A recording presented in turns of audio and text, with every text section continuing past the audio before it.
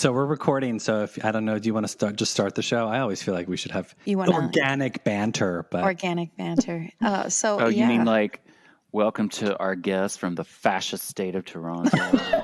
It's Toronto. I heard the other day, Toronto. If you say Toronto, they know you're not from Toronto. Toronto. That's right. Yeah, she wasn't from Toronto. She was the fascist state of Toronto. MLVC. Excuse me, but I'm singing in one key and you're singing in another. Poor is the man whose pleasures depend on the permission of another. Open the door now and suffocate. Just give me a fan. I don't trust any man who hasn't kissed another man. I'm waiting. All right, people, it's time to get your dancing shoes on. You're listening to MLVC. It's all Madonna, all the time. Welcome to the party, bitches. Well, hey, everybody. It's Liberty. Well. It's Ben. And hi, everyone. It's Marina. Hey, everybody, it's Stefan. Welcome to another episode of MLVC, the Madonna podcast, your place for all things Madonna Louise Veronica Ciccone. Today, we are joined by one of our longtime subscribers. Please welcome Marina to the show. Welcome, Marina. Thank you. Welcome. Thank you. Marina, I'm so glad that we finally were able to get you on the show. I know that you're very busy leading makeup and skincare empire. Tell everyone, how did you get involved in that? Because I know that you're constantly doing skincare and makeup demos on your Instagram. So makeup is a part-time gig for me. I actually work in the tech sector. That's my full-time job, but makeup and beauty is just my passion. Mm-hmm. So I do makeup, weddings, special events. I've worked on a couple commercials, music video, that type of thing. Oh, nice. And then when the pandemic hit, all of that came crashing down like it did for the whole beauty industry. Mm-hmm. Right. And I just started doing videos on Instagram. And that's kind of how that started. I think for a lot of, I hate using the word influencers, but just the online beauty community. Mm-hmm. That's kind of how it started for me, and it just continued. So honestly, I love watching you because it's almost like ASMR. Like I feel very at peace watching you do those makeup tutorials. I won't ever buy half of the makeup, but I enjoy watching you use them. Question. Have you ever used Madonna's MDNA skincare? Yes. And what are your thoughts? I love it, and I'm not just saying that because I love Madonna. You're not saying that because she paid you to? Exactly. When it first came out, it still does not ship to Canada, by the way. Oh my gosh. Yeah. So you had to illegally smuggle it over the border. Yeah, exactly. Mother holds a grudge. She does, Mm-hmm. But I love it. I think it's fantastic. I don't know what's going on with it today. I don't know if she's still. I think her contract to sort of like be the face of it has sort of weaned, but it's still attached to her name. Okay. It's fantastic. The eye masks are great. The mask is great. It's very expensive. Oh, so expensive. It does work. So when I a little rose mist spray. Beautiful. Yeah. It's my gorgeous. favorite. I mean, there is a beauty hack that they have a very similar rose mist spray that they sell at Trader Joe's. It's almost the exact same formulation as the MDNA, and it's $3.99, and it functions just the same. Nice. You're welcome, kids. I know that I've seen the Elf, the chrome clay mask is also by the brand Elf, and I love Elf because I love me a relatively inexpensive beauty product, but I haven't tried it. Maybe I should. Yeah, it is nice. It is nice. I got a little connection at Nordstrom. So I had some guy there. That's the way to do stuff. it. There you go. Right, that's helpful. Yeah. A little 5-finger discount never hurts, right? And Liberty, I'm disappointed, but Liberty, before we get started, are you surviving the heat in Texas? Apparently it's bonkers heat wave? You're burning up in Texas. Yeah, we're burning up, and I'm not loving it. I'm kind of dreaming of those first 5 minutes in Vancouver. That's sort of what's getting me through because I know there that the temperature will be reasonable 75 as opposed to the unreasonable 107 that I drove home in today. And then when your AC is playing tricks on you, oof, honey, it is a sweat fest around here in all of the places. Your family's a little ripe. Yes. Oh my gosh, you sweat where you're like, I can't even believe my You're hand. surrounded by a bunch of men, teenagers and men. It is so ripe around here, but it's all right. I'm making it. Hopefully some relief comes to you soon. I appreciate that. Thank you so much. So, everyone, after we had reviewed Madonna's role in Dick Tracy, we couldn't get Breathless Mahoney off of our minds. And since the very beginning days of this podcast, one of the things that we constantly get a request to do the most is to review Madonna's I'm Breathless album. Well, buckle up, kids, because tonight is that night. I'm Breathless was released on May 22nd, 1990 by Sire Records to accompany the film Dick Tracy. The album contains 3 songs that were part of the movie and written by Broadway legend Stephen Sondheim. The other songs were inspired by the film Dick Tracy and written by Madonna and Patrick Leonard, obviously, of course, except for the final track, which was the lead single Vogue, written by Madonna and Shep Pettibone. We only got 2 singles from the album, obviously Vogue, which became one of Madonna's most successful releases, reaching number 1 in over 30 countries. And the second and final single was Hanky Panky, which surprisingly became a top 10 hit in the US and UK. I figured we would just go through track by track. What do you think? I think that's what we should do. Sounds good. I want all the listeners should know I brought my original CD cover insert fold out with the big Democlier posters. So we're here in spirit. We're ready. You know what? I had that album on cassette and I don't remember where it went. Like, I don't know what happened to it. I have it this here was somewhere. one of the first CDs I ever actually bought as a CD that summer of 1990, and I still have it. This is still the original one. It's in pretty good shape. That's interesting. I remember buying the cassette but not the CD player. Maybe I got the CD player the next year. I got CD for Immaculate Collection. Me too. That's what I that was my first CD. I did not venture into CD world until after I'm Breathless. Nice. I had to Marina, have it. did you have it on CD or? I had it on cassette and then CD. Yeah. And then digital. It's like, how many times do we have to buy these albums? Yeah. Exactly. And then on vinyl. At the same time, pulling your wallet out, like, okay, no problem. I'll just. Yeah, right. Exactly. Now we've gone back to vinyl. It's like we start analog, we go digital, and now suddenly we're back to analog again. Exactly. Now, see, if this one ever came out on vinyl with the insert photo as the cover versus the Beatty, the cover, the original cover with the bad typeset and Beatty on the cover. I want it to come out on vinyl with the insert cover where she's in the silver dress and leaning on the door handle. Pinnacle. Yeah, that dress is barely clinging to her. They used some damn good tape for that dress. There was some double-sided tape up in there, 100%. Must not have been 110 where she was. Nope. All right, well, so let's kick off with He's a Man, which is the first song on I'm Breathless.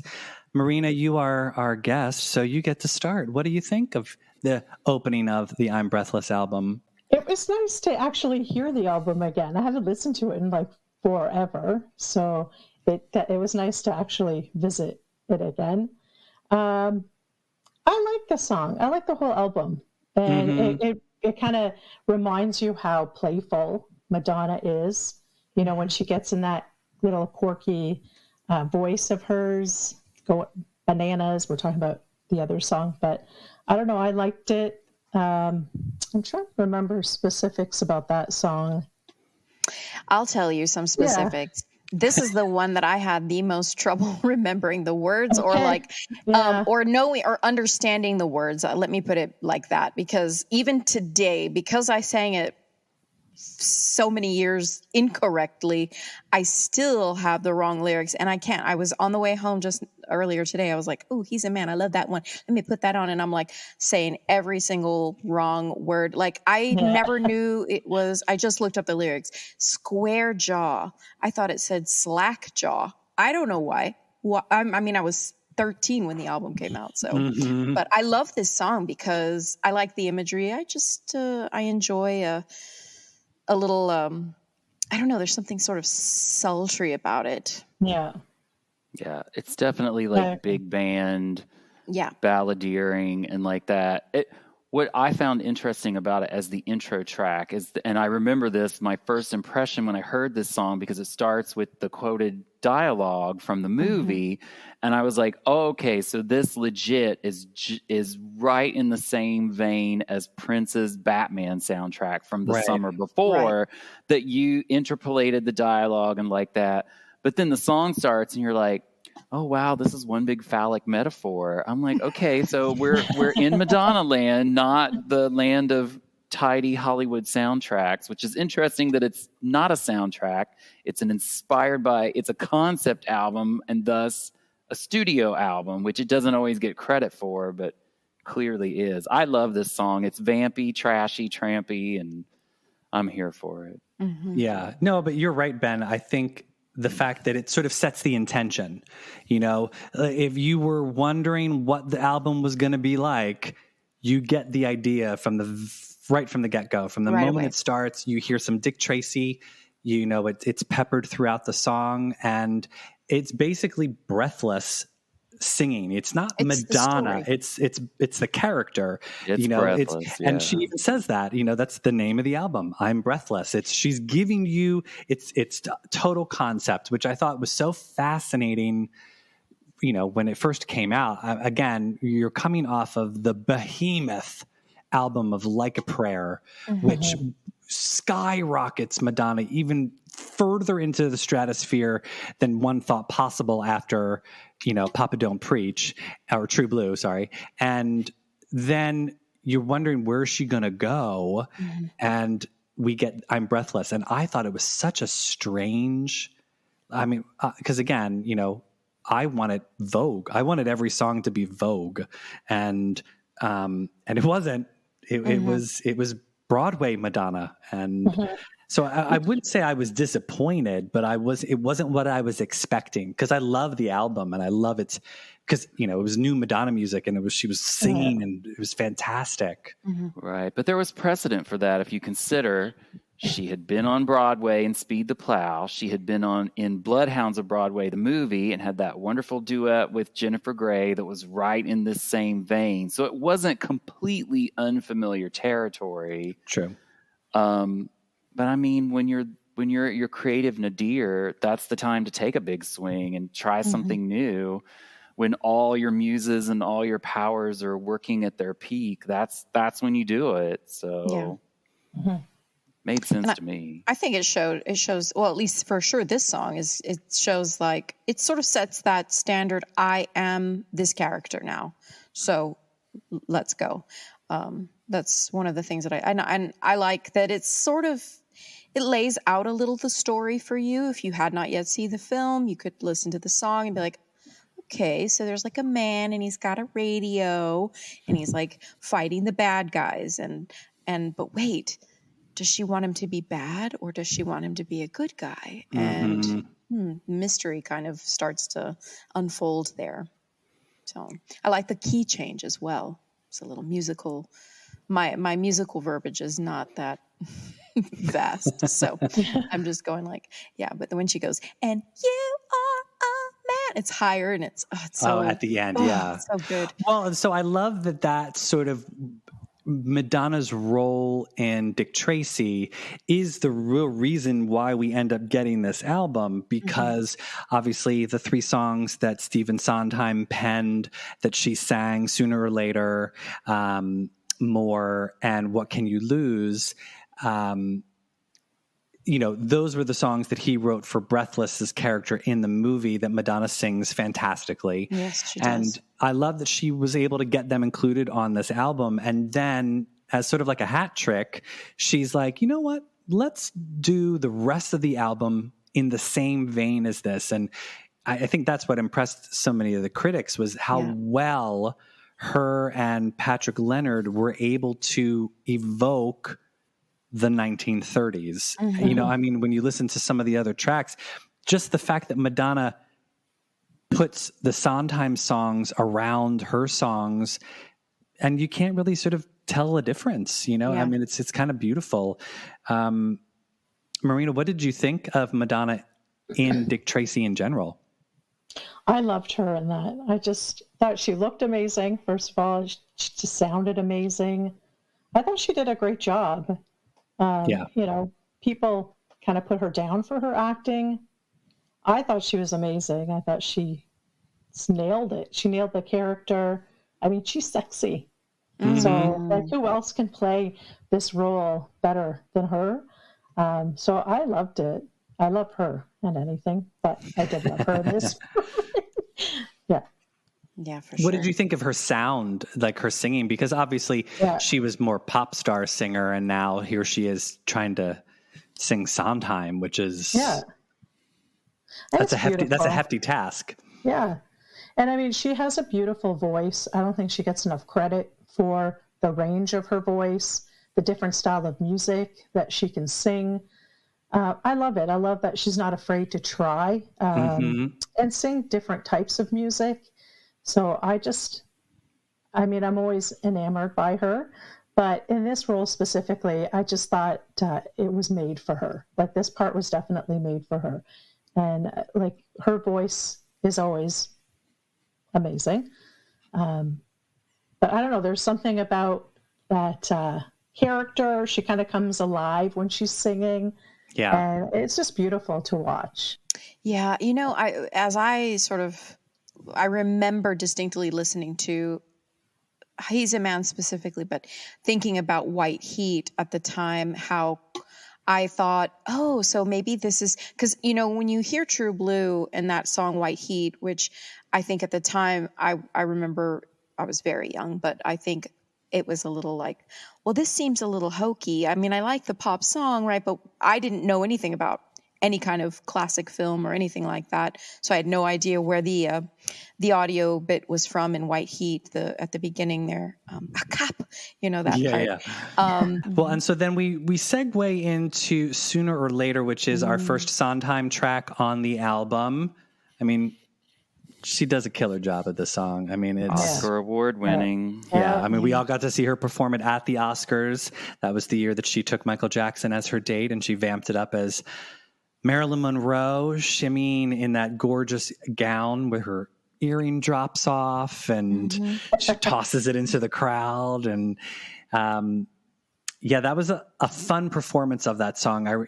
Because when I heard she was going to be doing Sooner or Later, I was like, oh, but it's one of the slower songs. Yeah. And, again, I'm a little faith. At the time, I was thinking, oh, Madonna's just going to be standing there. But wow, she just knocked it out of the park. Like, whenever I think of Sooner or Later, there's the comparison between the first time we see Breathless in Dick Tracy, and then there's the Oscar performance. And the Oscar performance, I thought, was one of the most fantastic live performances she's ever done. Yeah, I think to this day. The performance style you're talking about, Stefan, is actually how she did it in Blonde Ambition. She just lays on the piano in that dress and the corset, and she sings it straight while they play the piano, because, in the tour, she can't do all that extra stuff if she's going to hit the notes and keep her voice. So it's funny. I think the Oscars was the first time that it got to be cut loose, but I mean, talk about using a great use of the low end of her range on this song. I mean, and the acting involved in the singing is really spectacular here, and just how well it works in the movie, the different times that it works as both the motif and then the song itself. It's really wonderful. She sounded amazing live. It was amazing stunning. Just to hear her sing like that. And it's so incredibly sexy, the idea of a woman planning, just a really sexy, which is so for her, because she is so sexual just who she is. Yeah. But that it's so easily identifiable because as a woman specifically, when you're like, sooner or later, baby, you're going to be my, and the man is sort of unbeknownst to him, he's, about to get, something he didn't bargain for. But I love that sort of woman planning thing, and to know just how incredibly sexy and confident she is in that performance as well, even though she's shaking. Yeah, I love it's like, regardless of what, as godlike as Madonna might be to all of us, I love watching that performance because she holds her hand for by her face and it's just trembling. And I'm like, see, she's a person just like the rest of us. She can get nervous. And it was just so endearing and sweet. That's why I love that performance. There's the fact that she was commanding that room and then watching that earring drip further and further down her hair until finally it just falls on her breast, and she just picks it up with her head down and just lobs it into the audience. And I was like, that's true showmanship right there. She doesn't even bat an eye. It's just just on some technical aspects, what's really interesting for me as a writer, because one of the things I find interesting about Sondheim is his lyrics and how he builds them. And, he's known especially for his songs that feature the sort of rapid fire, very quick meter and the key shifts. Isn't that right? Am I using the right term there, Liberty? Sure. But anyway, whatever. We're going to go with yes. Yeah. Where you have to keep going up and down, whatever. But in Sooner or Later, which is our first introduction, when you hear this, those elements are all there, but slowed down. So you kind of get this cool introduction to I knew who Sondheim was. A lot of people our age at the time probably didn't, because the 80s were not, other than Into the Woods, that was not necessarily his peak time. And I think Assassins came out in 1990, which is not one of his big musicals. But I had relatives who were Sondheim fans, so I was familiar with his work and knew who he was. And so I was like, oh, I'm very curious to hear her sing this kind of music. And then Sooner or Later is the first track you hear, and it's like, oh, wow. So it's that, but it's slowed down. Okay, it made me super excited for a song we'll get to later with more. But I was gonna say, I have a story about that for more. Yeah, it was really, I really enjoyed that. Even in the sequencing of the album, Sooner or Later comes first, and you get that sort of slow introduction to that style as they're building this sort of concept album. Well, and I think what I love about the fact that, Madonna took on Sondheim as she took on the challenge of tackling Sondheim stuff was, although she worked with her vocal coach, she still sounds like old school Madonna. Whereas, and I'm seeing the Evita poster that Marina has hanging behind her, where I feel like when she gets to Evita, she's really changed the way her voice sounds. She doesn't, there are no sounds of 80s Madonna in Evita at all. It's, her voice, her vocal quality's changed. Whereas Breathless still has a little rasp. It still has a little bit of that express yourself yearning to it. It still has the squeak. Yeah. It's beautiful, and I love the quality of it, but it's not the Evita Broadway sound just yet. Third track we have is Hanky Panky. Obviously, this is one of the more, pun intended, cheeky songs on the album. Madonna sort of lets loose, and I love that she bottled this up for promoting a Disney film. Where else can Madonna promote a Disney film with a song about a love spank?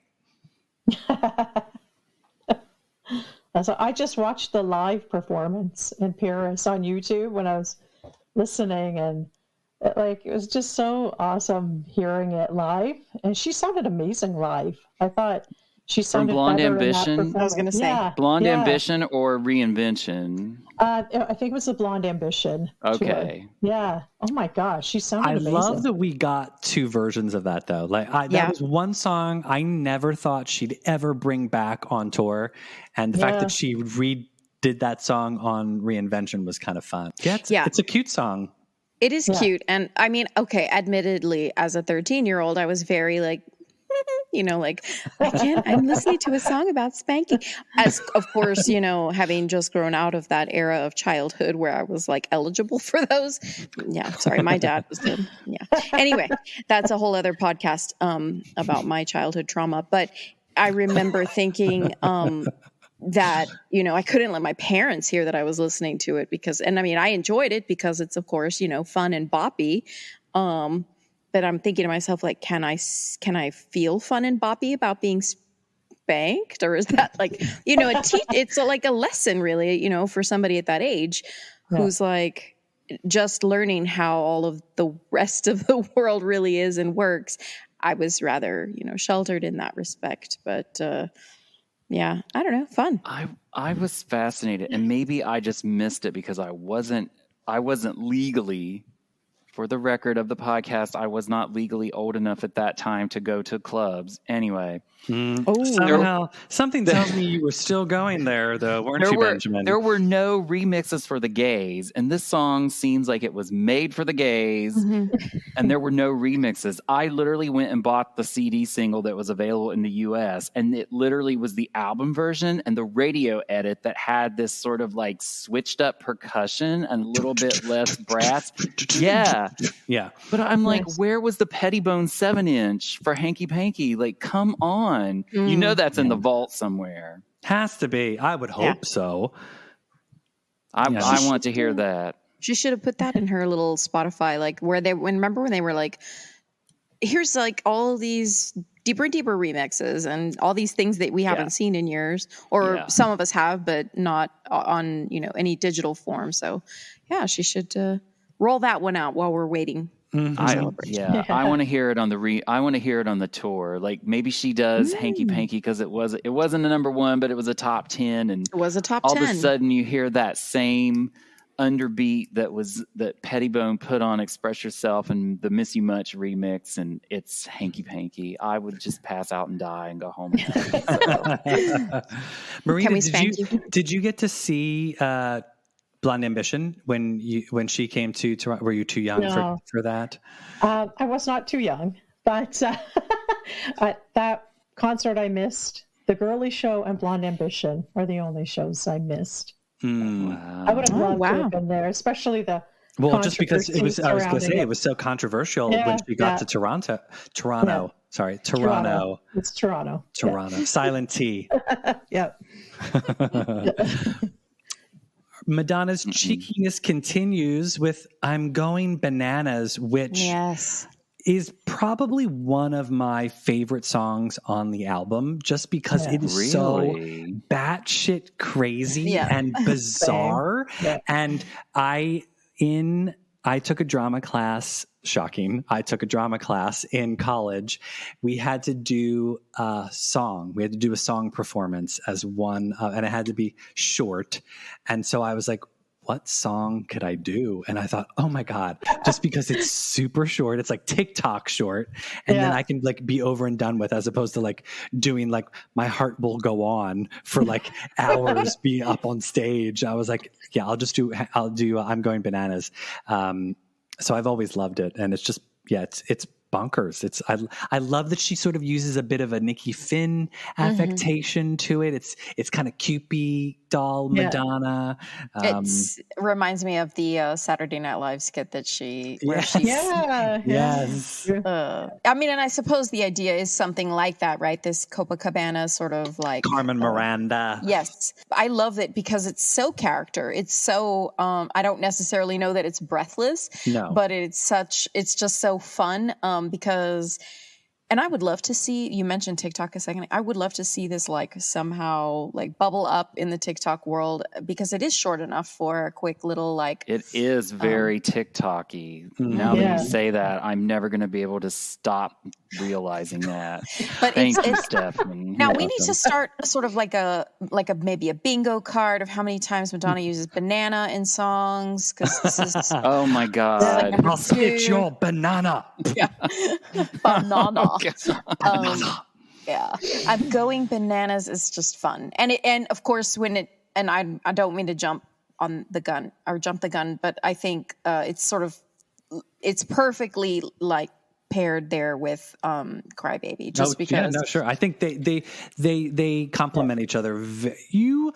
I would have loved to have seen the sessions with her and Patrick Leonard. They must have been having a blast. Oh yeah, writing and recording these songs.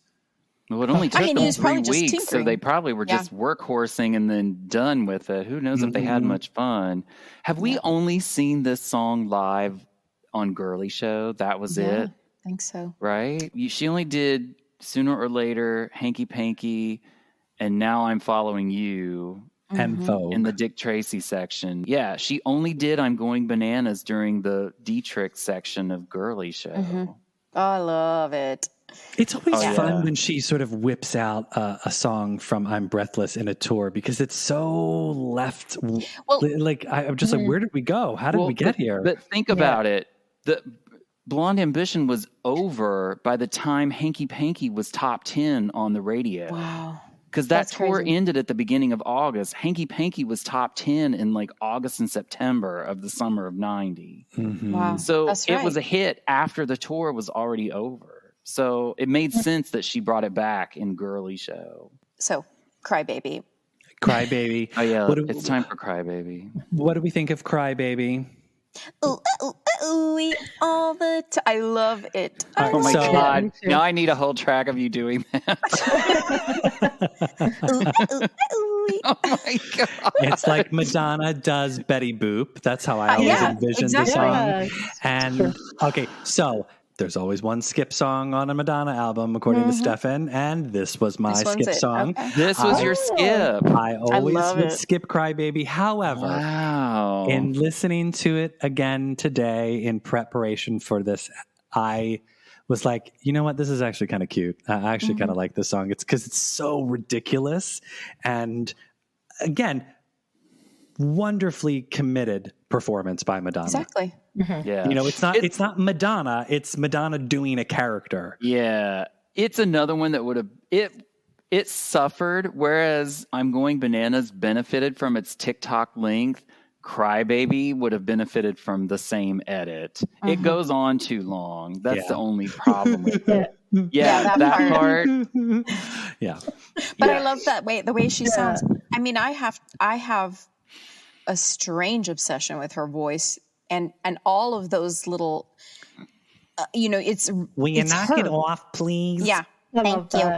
Yeah. And she still says that thank you, or at least as of not too long ago. Actually, there's like 8 different voices in this track when you think about it. Like there's like multiple characters that show up in this song. Yeah. Well, she is Bananas. So we set that on the table and now you deal with the Crybaby. Okay. Yeah. Just don't step on a bug. Her personalities. It's her multiple personalities showing up. I love all of them. Yeah. Well, it's Breathless. It's No Face. It's Nikki Finn. It's whatever that character was from Santa Baby. Yeah, they're all there. They're all there. It's she's channeling a bunch of that for sure. Yeah. Whoever was singing Jimmy, she's there too. So. But it's very. I thought. Last thing I'll say about Crybaby is that I thought it lives in the exact time frame of that movie, you know, like that's those flapper girls dancing, singing. You could totally see her in that performance singing that song. It's just it's a perfect. Yeah, they did such a good job at making it sound like it was music from that time. They really did. And Bill to the point Bottrell and Pat Leonard, fantastic producers. Absolutely. And like, I mean, I remember my grandfather at the time he was very into like 30s and 40s. He would always have those playing. He loved the songstress, these. And I always felt like, something now I could sort of share with him. Like, he was always sort of bemused by my pop culture, how I could remember every lyric to every song. Maybe they weren't the right lyrics, but I could remember every lyric to every song, but no, dates on history or whatever. He was always sort of fascinated by that. But this, I felt like, I can kind of share with him a little bit. And of course, he definitely raised an eyebrow, but I remember thinking like I felt safe playing it, with them there, because I thought, maybe they might actually like it. This is definitely one of those safe Madonna albums. You could, even the people who don't really love Madonna because of her brash, controversial self, can sort of get on board with I'm Breathless, because it's bombastic in a musical way as opposed to a controversial way. And the association with the movie, because people love that movie. And it was nostalgia before nostalgia became what it is now. So, it's always had that energy. Mm-hmm. So after Crybaby, we move on to Something to Remember, which is a gorgeous ballad. She included it on her Something to Remember ballad album. Yeah. I thought this was one of the songs that probably didn't have to be on the I'm Breathless album. It could have been on a regular Madonna album. Yeah. You know how you said there's one song you skip? I'm not alone. Hallelujah. Oh. I skip it too, Marina. Like, I skip it. I skip this song. And I'll tell you, okay, Marina, you say why you skip it, and then I'll say why I do. No, there's just something, I just find it boring. Like, I don't find anything really interesting about it. It's kind of like she had to fill a spot. And so that's what she came up with. So it's filler Madonna. Yeah. And I felt like it didn't really go with the rest of the album. Yeah, it does sort of seem out of place. So for me, I think the lyrics are great. It's clearly about her marriage to Sean Penn. So it does sort of stick out. I hate the keyboards and synths in this song so bad. They are so maudlin and flat and tuneless. And this song could have been a nice companion piece that tied a thread from Sooner or Later to this song to What Can You Lose? And it's just, I'm sorry, I will forever be grateful and like bow at the songbook of Pat Leonard, but the instrumentation on this song is garbage, and he ruined fantastic lyrics. Like I need some Liberty. Man, if you recorded this song with just you and a piano, I bet it would be perfect. Yeah, I got to get my little kiddo on that. He's my little pianist. I love the lyrics and the song structure is great, but the production, I'm like, what? This must have been the last one they did on the final Friday before she was going out with Michael Jackson, and he was like, dun, dun, dun, dun, dun, and like didn't even tune it. Like, what? Oh my! I'm sorry. I'll stop. No, that's okay. Go ahead, Stefan. Oh no, I was just going to say I'd never considered that. I had never considered that anyone would feel that strongly about Something to Remember. Yeah, mostly just because I like it. It doesn't offend me. Like I don't love it. It's not like I sit there, but like to me, it's a very like. It's late at night. You've had maybe one too many gin martinis. You're sort of like hanging on somebody at the bar that you're trying to get to go home with, and there's this woman crooning this song at the piano in the corner of this smoky-filled room, and that's Something to Remember. I would go home alone if I heard that song at the bar. Like, whatever. No. So should I go ahead and tell you it's like my favorite song on the record? Yes, tell us. We need to hear this. I love this song. Like, start to finish, I want to play it right again. And I think it is the lyrics that I do kind of sort of see what you're saying about this flatness. It has a little bit of the look of love feeling to it. Oh yeah. Except not as successful in that sort of world. Mm-hmm. But if you stand back and look at whole picture, you could sort of see the character that's happening there. I don't think that it's like, it doesn't necessarily fit with the whole Dick Tracy, even her. I mean, and I think I tried to think about it in that way. I totally didn't even associate Sean Penn at that point with this song. I was thinking of Warren Beatty, but as Dick Tracy, and then that she's, feeling. If Breathless had lived, this is the song she would sing when Tess and Dick are getting married. But for me, this song, and I think, like I said, it is the lyric, the message of the song that speaks to me, because I always had, those boys who, it's sort of that, did you wrong? You should love you should love yourself. That message of, because I would always put myself out there. I was very as giving everything of myself, and inevitably I was, ignored. I wasn't the chosen. The boys didn't like me in that way. They liked to be my friend. I was very funny and stuff, but they were just like, but That's love because yourself. you didn't sing to them, Liberty. If you had sang to them, they would be clamoring about all the time. She does have some pretty phrasing in the vocals of this. I love the part where she's like, "What a joke," and then yes. lame, and how the synth string goes. I was not your woman. I was not your friend. But you gave me something to remember. And fantastic lyrics. But I love the little part where it's like that, where the music drops out and it's just the piano with the odd sharp keys, blum blum blum blum blum. I think it's so pretty. No, I love it. It should have just been a nice, clean piano. Nothing mechanical, artificial. I'm with you, Liberty. I love it. Oh, I love that the room's divided. It's okay. No, but now it's kind of making me think. Maybe that's something that should be. She must have liked the song enough to re-release on a collection of ballads and use that title as the title for that collection. Oh yeah. So I think that it is one she's rather fond of. Oh, it totally must have meant something to her. Yeah, totally. So, well, we leave the maudlin world of Something to Remember and move on to Back in Business.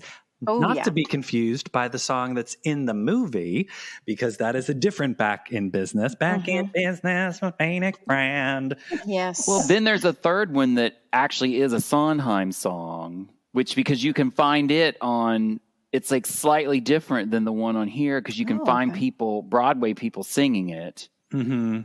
So because wasn't the story there was she was writing this song and Sondheim had one and Beatty didn't like either one of them, so neither of them made it into the movie. Oh. I feel like that was an interview way back in 1990, but I could be just having a fever dream. Well, did you like Back in Business, Marina? I did. I liked it because it went with the theme of the album. Yeah, it's definitely fun. breathless. Exactly. Yeah. Yeah, I like the beat. I like the tempo. Yeah. I thought I'm gonna show you. It's very vampy. It's very Madonna. Yeah, exactly. Yeah, I love the juxtaposition of sort of this slow, quiet to hard, fast. Yes, those two together are really, really. I think that's one of the songs people kind of don't like that element, or they think that sounds strange together. But I like that it's sort of like I'm going to show you. Yeah. You guys always finish last. I think that's so. Yeah. There's a lot of secretive feeling in this album somehow. I'm just sort of feeling it now, but. Well, it's the no face effect. Yeah. Right. Okay. I mean, she was playing two characters in the movie, so there is a lot of duality that's going on between the personalities at work in the song.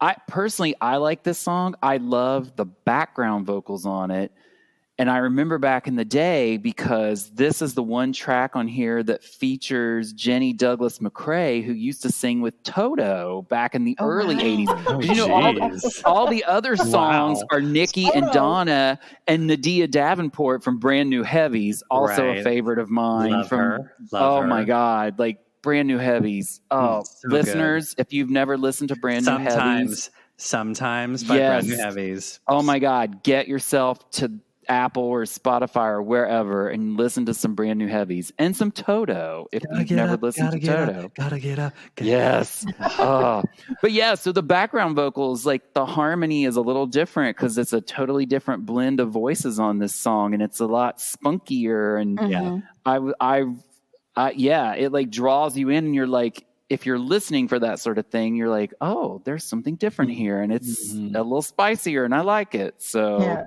yeah, I love it. One of the things I always love is when you get to hear Madonna audibly do something, make a sound that you're not used to hearing her do. So in like Truth or Dare or in I'm Going to Tell You a Secret, sometimes you get to hear her sing certain things that you normally don't get to hear. You know, we're so used to hearing her sing her songs that when you get to hear her sing a cover of a different song, or just off the, you know, like when she was singing Unholy on her Instagram the other day, where it's like you just get to hear her sing something that you're not used to hearing her say.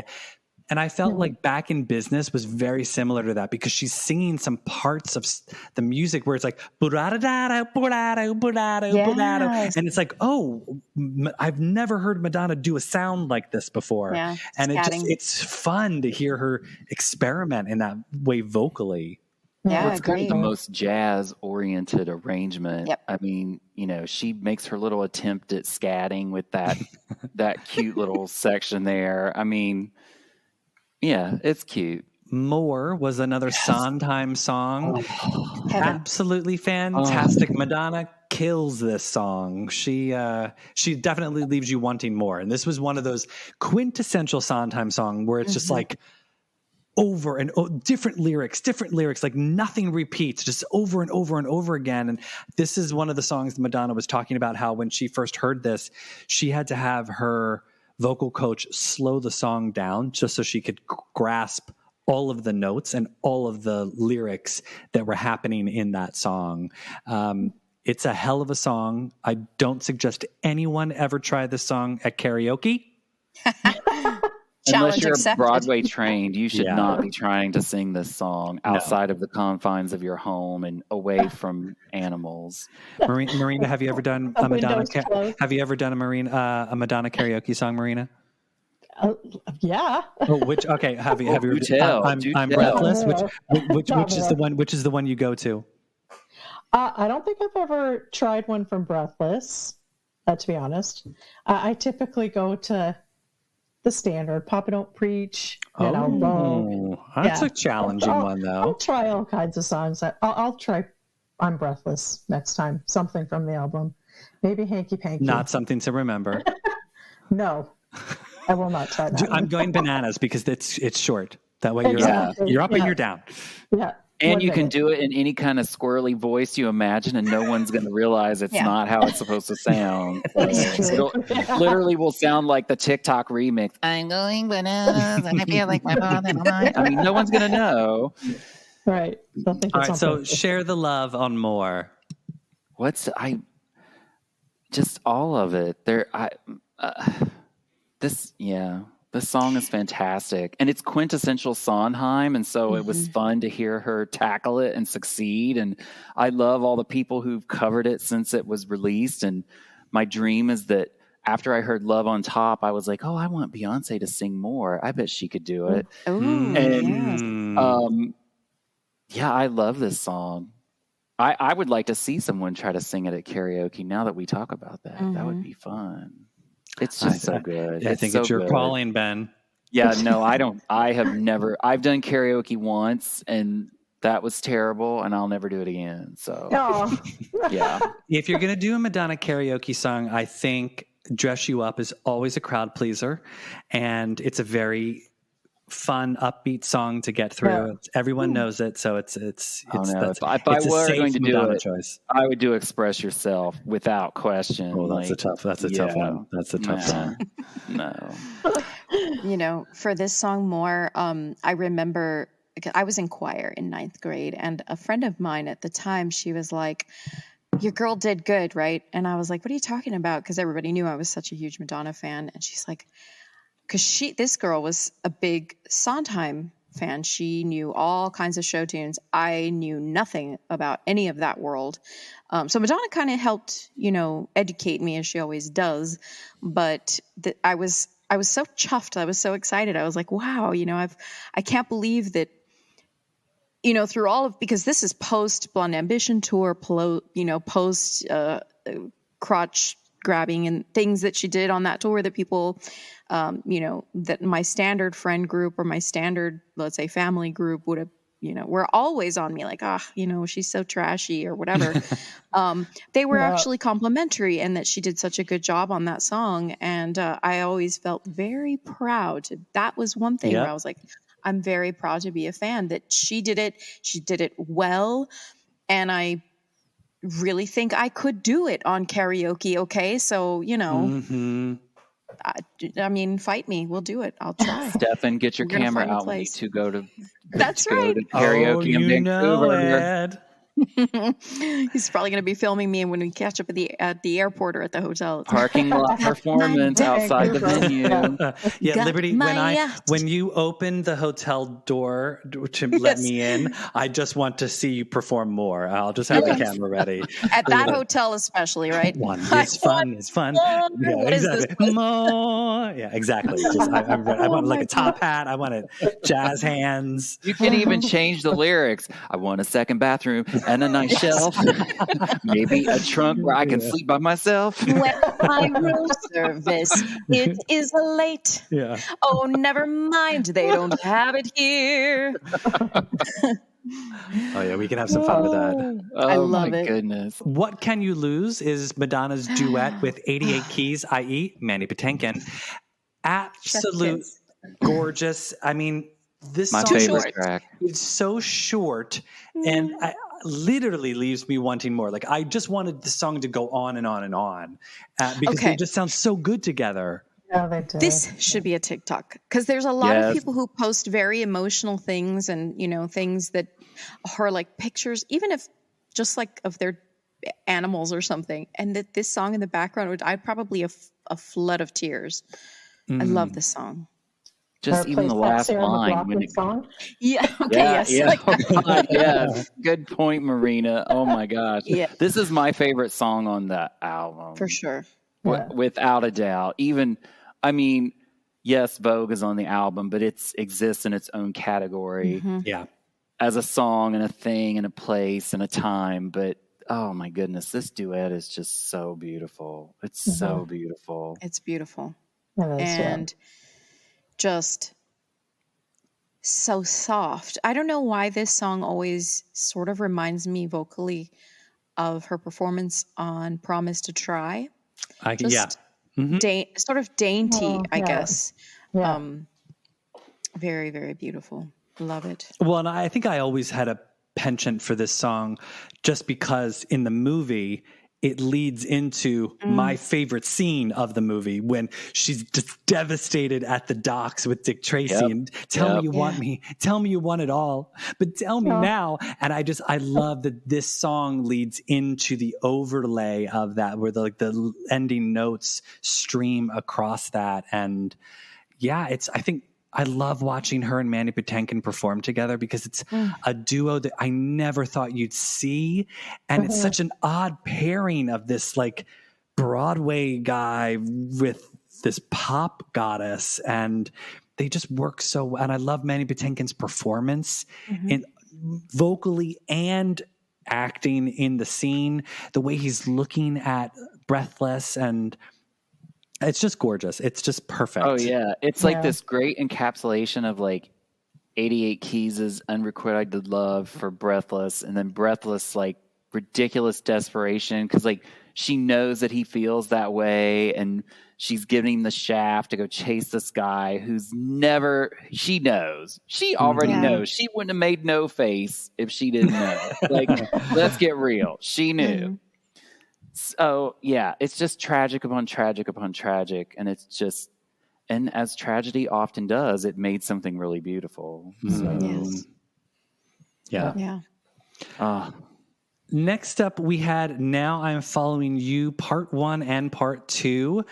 I always felt like these were kind of silly, sort of tacked on towards the end as a vehicle to get us to Vogue. You know, I didn't really. I mean, I also thought it was. I thought it was fun that she sings with Warren Beatty. I mean, the fact that she harangued him into doing that is kind of fun. Warren, get over here.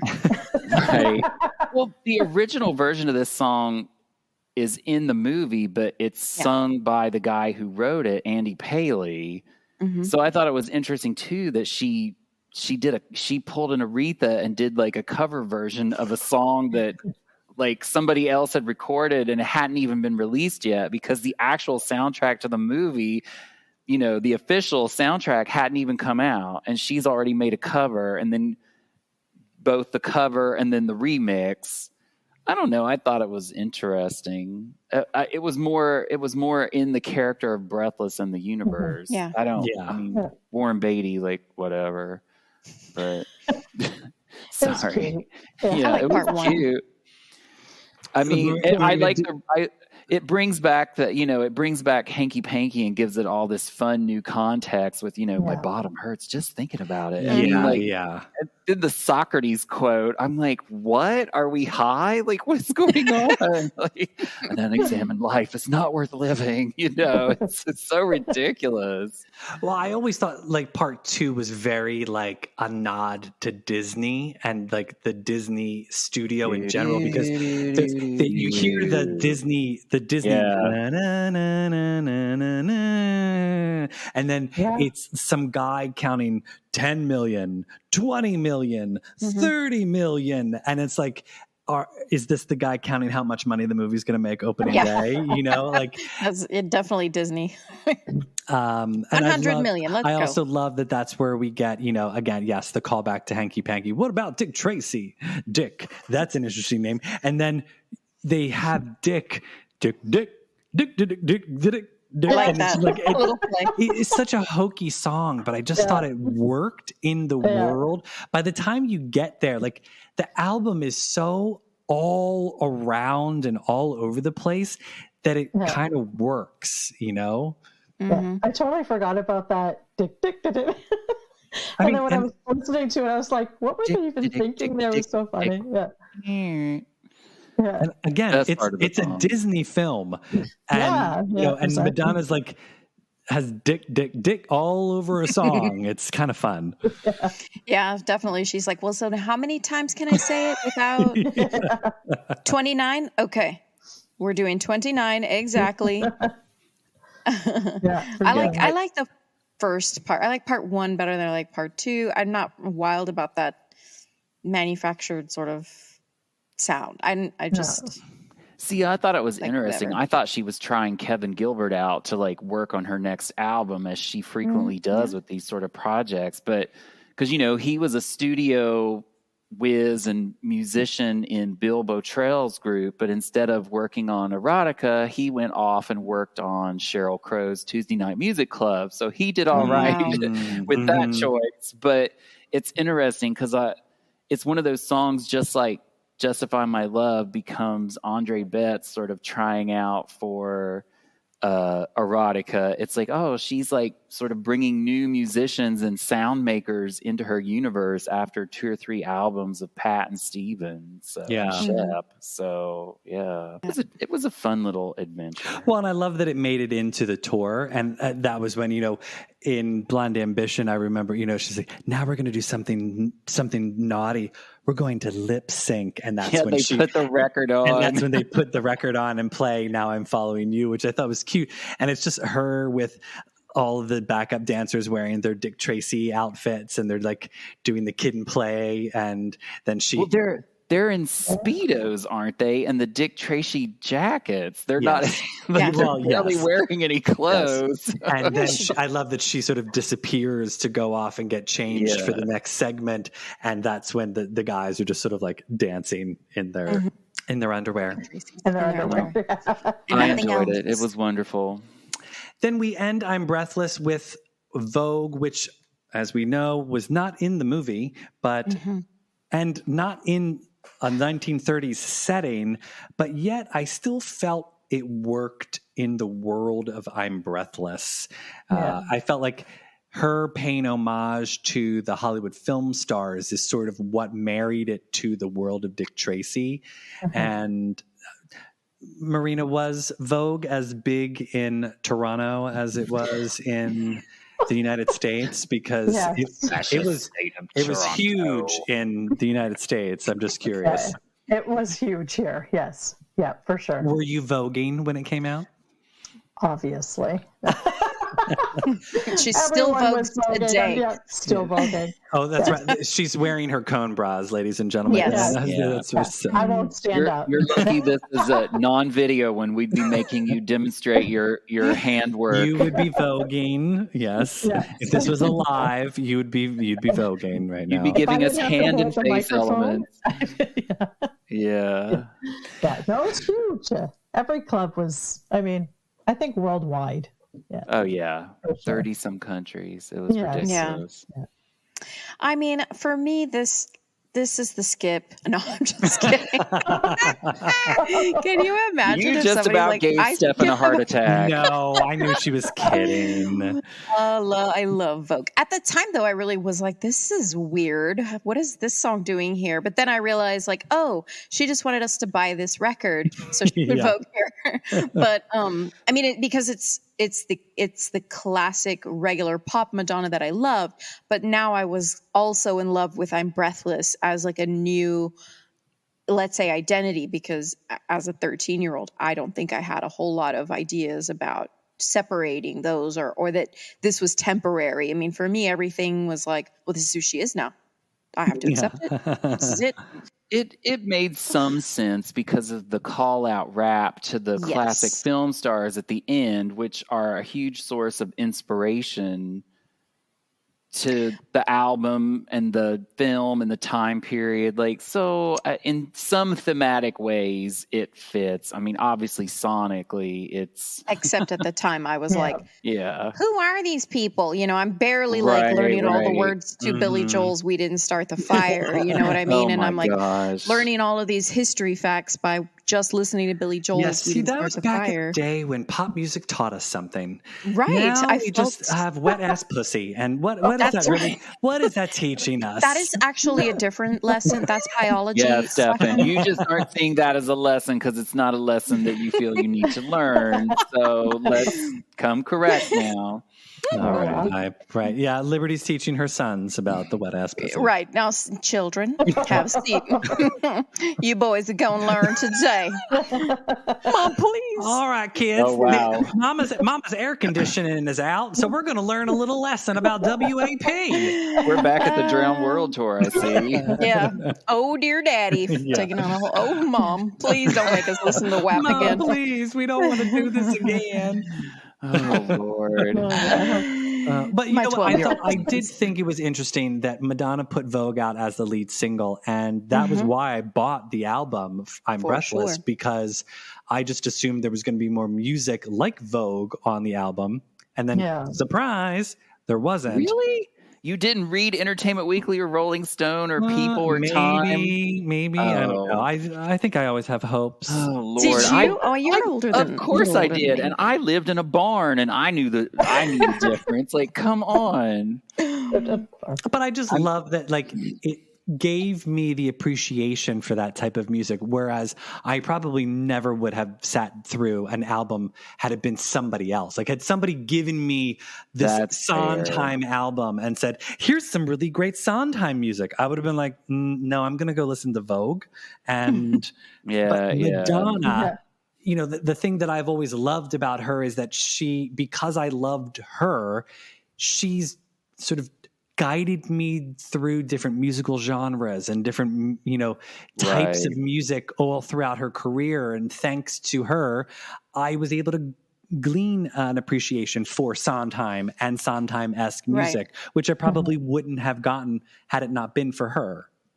And that's why I said earlier. Yeah, I still want her to do like a Cole Porter songbook album for or sure. something like that before it's too late.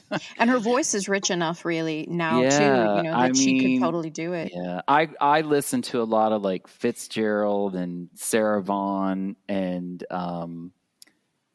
that sort of stuff, like big band, Armstrong and Chet Baker and all that stuff growing up, because one of my grandmothers liked that kind of music. So yeah, so I knew what the wheelhouse was, and so I was like, oh wow, she did this, but it's like it's still her camp and it's her vamp and it's everything. But this album made me want, okay, well, can you call Bill Bottrell back up? I mean, he's like almost 80 now, but like in the 90s, I kept hoping she would call him back up and be like, yo, let's do like a Cole Porter album or something. But I mean, we got Rayalite, so I guess we'll survive. But yeah, it'll be all right. Yeah. I mean, there's still time. Yeah, I don't see it happening. You never know. Yeah, we never know where she'll go. You never know. Yeah, she doesn't like to pay for those rights, so true. We know our girl. She's going to try to write originals and maybe give you one or two covers. That's true. Can we talk about the packaging? Because I, for one, love the Demaclier photos from the I'm Breathless period. Yes. I can't even that hair, the lips, the boobs, the gowns, all of it. She's never given us vamp like that since. That stopped with the Oscars, and we never got it again. Mm-hmm. That's true. Maybe a little bit when W.E. was coming out. That butterfly bird blue dress with the blonde hair at the Venice Film Festival came really close. Yeah. And her makeup artist at that time was Joanne, right? Was that Joanne who did the makeup? Joanne Gare for I'm Breathless? I think so. Oh, Lord have mercy. Yeah. I can't see it in... Get your glasses on. I just don't. Actually, it doesn't list. Jerry Hyden did the art direction. I was going to say that's the art direction, but it doesn't say. There's no credits. We'll cut that part out. We'll cut that part out. We should. I was only thinking about it just because I don't know if Marina has any sort of comment on it. Yes, Marina, tell us what are your thoughts I wanted to talk about on Madonna's makeup during the I'm Breathless the hair, era. The look, the makeup. Give us your take. I love, I mean, it was beautiful, obviously. It always will be one of my favorite Madonna looks for sure. Yeah. It's just timeless. And still today, like she could totally do that look today and it'll look just as beautiful, I think. Mm-hmm. I like bedtime stories. That was more of my jam. Smoky eye. I love you were a 90s riot girl. Oh, yeah. Because, you always see her with either that black liner, just the red lip, the typical Madonna. I mean, it all looks very beautiful, but bedtime stories was something so different makeup-wise. So I love that. The video for Secret, that's my favorite look on her. Oh, wow. Well, Marina, I was going to say you're spoiling it a little bit because it's time for a little segment we like to call the lightning round. We haven't done one of these in a while. Remember, these answers are just meant to be quick off the top of your head, wherever you're at in your Madonna journey today. Favorite Madonna song? I have to say, Open Your Heart. I love good that choice. There's just something about it. It's the way it kicks off. It's that boom, boom. Favorite Madonna music video? Don't think too hard. I know. First thing that comes to your head. First one. Oh, I can't because they're all kind of, Well, you were loving her look in Secret. I love Secret. Favorite. Take a Bow. Take a Bow. I love that. Well, I mean, her look is amazing. Yes, in that. gorgeous. Yeah. Favorite Madonna tour? Favorite tour that I've been to? It doesn't have to be one you've been to. It could just be any of the ones that she's done. I would have to say, and this is maybe controversial, but I loved Madame X. Oh, good. I loved it because I was up close and personal. Yeah. Get to see her in a way you've never, had the opportunity to see her, unless you're Stefan and you're her funeral. But I just love that show. Reinvention is probably up there for me because I just love the show, but Madame X for sure. Nice. Yeah. Favorite Madonna movie? It's not Evita. It's probably Desperately Seeking Susan. Oh, I see it. It's very small, but it's back there. I see it. Oh, yeah, I see her and Rosanna Arquette. Yeah. Mm-hmm. Favorite Madonna look? And this can be from a music video, a tour, a photo shoot. Yeah, So Secret. That's my favorite look for sure. Yeah. Yeah, it's just, I love the eye makeup treatment that they have, the dewy red, dark it's lips. It's smoky, it's sexy. Yeah. Nice. Yeah. Nose ring, different. And the nose ring, it's just very different. Marina, tell everyone where they can find you on social so they can check out your makeup and skincare tutorials. So you can find me at Beauty by MBL and on Instagram and TikTok. Not huge on TikTok, but I feel like I'm a little too old for TikTok, but whatever. I try. Yeah. That's where you can find me. Cool. And make sure to check her out because some of the products that you like, do you pay for all of those or do you get those for free? I pay for most of them. Wow. Okay. Yes. That's commitment. It is commitment. Yeah. People need to start sending those to you for free because you do a good job. My family loves me because they get all my skincare after I try it. It's just too much. My mom, my sister. But. Nice. Well, remember, everybody, you can find us on Instagram at MLVC Podcast. If you'd like to donate to the show, we're on Venmo at MLVC Podcast, or become a subscriber like Marina on our patreon.podbean.com/MLVC Podcast. Marina, thanks for joining us for this little trip back to 1990 with our MLVC deep dive of I'm Breathless. Was it good for you? It was amazing. Thank you so much. And I just want to say, just thank you. Obviously all three of you. I love the show, but especially to you, Stefan and Tony, of course, going way back and hearing you guys finding the podcast. It was nice just to find a group of people, like-minded individuals who love Madonna as much as I do. So I appreciate all the effort and time. I know you put a lot of work into this, so I appreciate it so much. Thank you. Hey, it's all for a woman that we love, right? Yep, exactly. Well, you're welcome. Oh, not me. Who we're all going to be seeing very soon. Yes, we are. I know. And I'm looking forward to hearing how the Vancouver show went.